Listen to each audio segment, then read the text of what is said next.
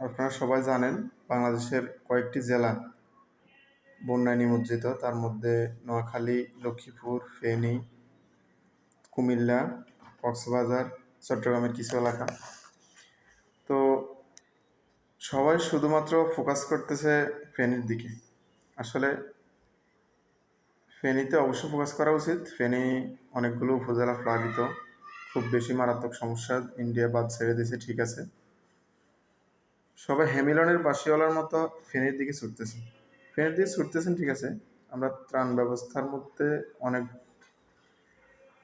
অসচেতনতা দেখতেছি, অসংলগ্নতা দেখা যাচ্ছে, যার কারণে সত্যিকার অর্থে যারা পাওনাদার তারা কিন্তু পাচ্ছে না।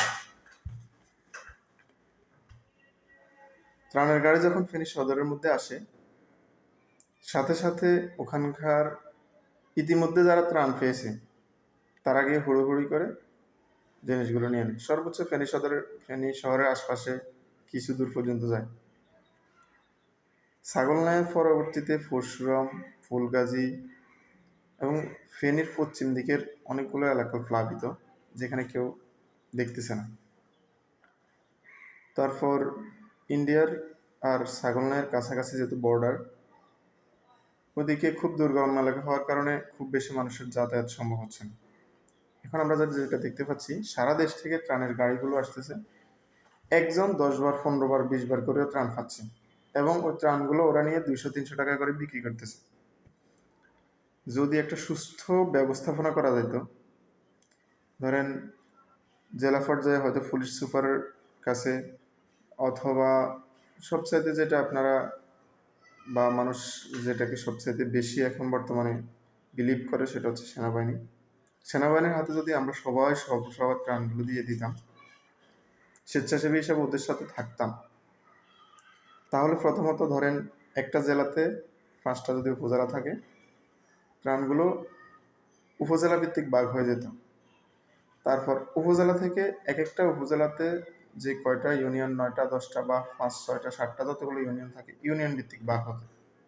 এরপর ওই ইউনিয়নের জনপ্রতিনিধি বা স্থানীয় স্বেচ্ছাসেবীদেরকে নিয়ে যদি ওয়ার্ড ভিত্তিক ভাগ করা যেত, এবং ওই ওয়ার্ডের স্থানীয় সমাজের জনপ্রতিনিধি যারা আছে ওদেরকে সাথে নিয়ে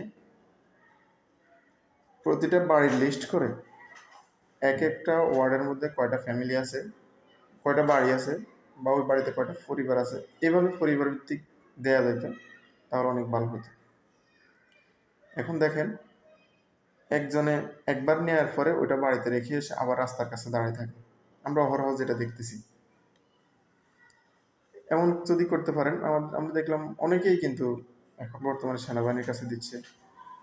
এমনকি আসুন্না ফাউন্ডেশনও সেনাবাহিনীর সহযোগিতা নিচ্ছে, সেনাবাহিনীর কাছে ত্রাণগুলো দিয়ে যাচ্ছে।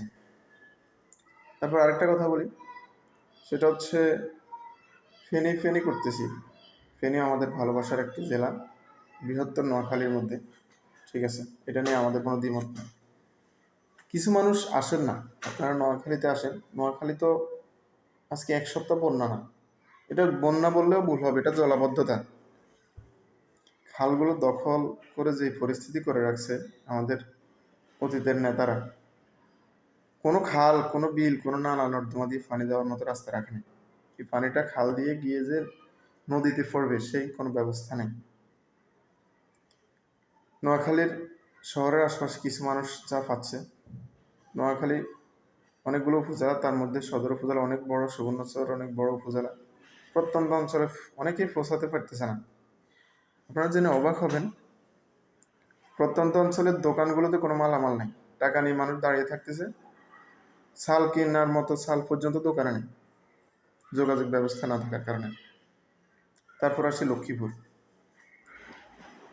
আমাদের বর্তমান মিডিয়া, তারপর আমরা যারা আছি ফেসবুকে প্রায় সময় লেখালেখি করি, আমরা লক্ষ্মীপুরটাকে মনে হচ্ছে যে বাংলাদেশের মানচিত্র থেকে বিদায় দিয়ে দিছি।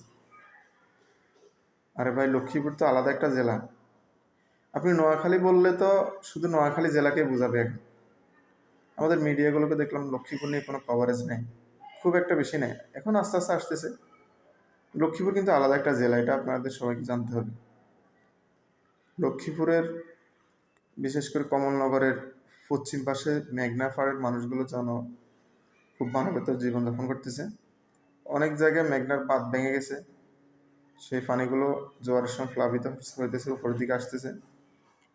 তারপর রামগতির ওই দিক থেকে অনেক পানি আসতেছে, বিশেষ করে লক্ষ্মীপুরের কমলনগর উপজেলার সরকাদিরা অনেক বেশি প্লাবিত। এখানের পানিগুলো এমনভাবে আটকে আছে, কোনো দিকে যেতে পারতেছে না। এবং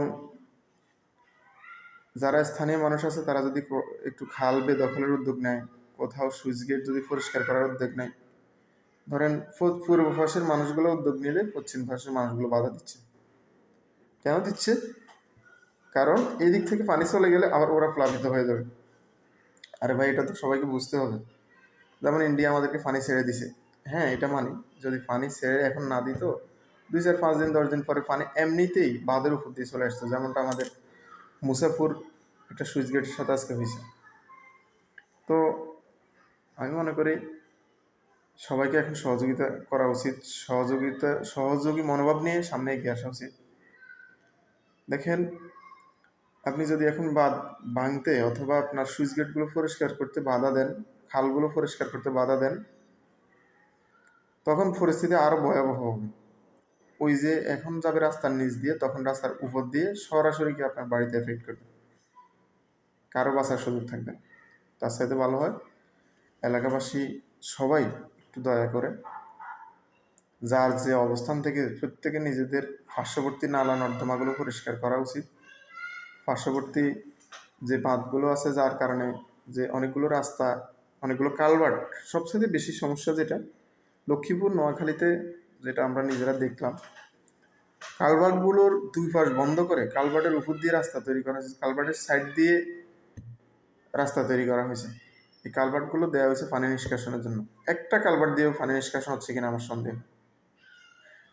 আসেন আমরা সবাই এগিয়ে আসি, আর সবাই একটু সতর্ক থাকবেন, বিশেষ করে রাত্রিবেলায়। এখন অনেকেই দিনের বেলা বের হতে পারে না রাজনৈতিক কারণে, তারা রাত্রিবেলা ডাকাত হয়ে আসে, এক এক সময় এক একটা হয়ে আসে, সেদিকে আজকে আমরা যাব না।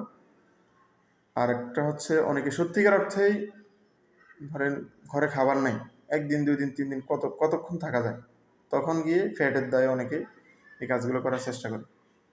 তো আপনি আপনার পাশের বাড়িতে তাকান, পাশের ঘরে তাকান, তাদের খাবার দাবার আছে কিনা একটু দেখেন। এলাকার মানুষের দিকে সাথে একটু সহযোগিতার হাত বাড়াই দেন, যে যার সামর্থ্য অনুযায়ী। সাথে সাথে পানি যেন চলে যেতে পারে সে ব্যবস্থাটা আমরা সবাই মিলে করতে হবে। এখন আমরা সরকার রাষ্ট্রের দিকে তাকাতে পারবো না, কারণ আমাদের এখন বলতে গেলে সরকার এখন বাচ্চা নতুন নতুন অবস্থায় আছে, সরকার এখন এত কিছু মাথা ঘামাতে পারবে না।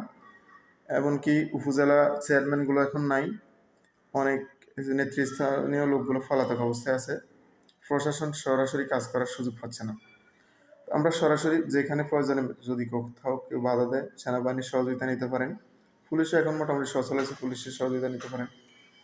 একদিকে যেমন ত্রাণ দিয়ে সহযোগিতা করতে হবে, অন্যদিকে বাঁধগুলো কেটে দিতে হবে। নোয়াখালী লক্ষ্মীপুরের খালগুলোর উপরে, ছোট ছোট নদীগুলোর উপরে যে বেল বসাইছেন আপনারা, যারা মাছ ধরার জন্য নিজেদের ব্যক্তি স্বার্থে নদীর 2 পাশ দিয়ে বাঁধ দিয়েছেন, মাঝখান দিয়ে হালকা জায়গা রাখছেন, সিন্ধুকের মতো এখান দিয়ে পানি যাচ্ছে।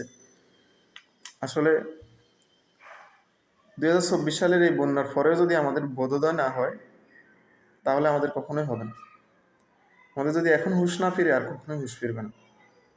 আসুন সবাই ঐক্যবদ্ধভাবে প্রত্যেকে নিজ নিজ এলাকার ড্রেনগুলো পরিষ্কার করি, নালা নর্দমাগুলো পরিষ্কার করি, আমাদের নিজ নিজ এলাকার খাল বিলগুলো পরিষ্কার করি, বাঁধগুলো কেটে দেয়, প্রয়োজনে মাইকিং করে এলাকার মানুষ থেকে চাঁদা কালেকশন করে সবাই নিজ নিজ এলাকায় একটা ক্রেন নিয়ে, একটা ড্রেজিং মেশিন নিয়ে ওই এলাকার এই বাঁধগুলো কেটে দেন, পানিগুলো নিষ্কাশনের ব্যবস্থা করেন। যে কালভার্টগুলো আছে, ফুলগুলো আছে, কালভার্টগুলোর নিচের মাটিগুলো অপসারণ করেন। পানি বেশি দিন থাকবে না ইনশাল্লাহ। সবাই ভালো থাকবেন। আসসালামু আলাইকুম।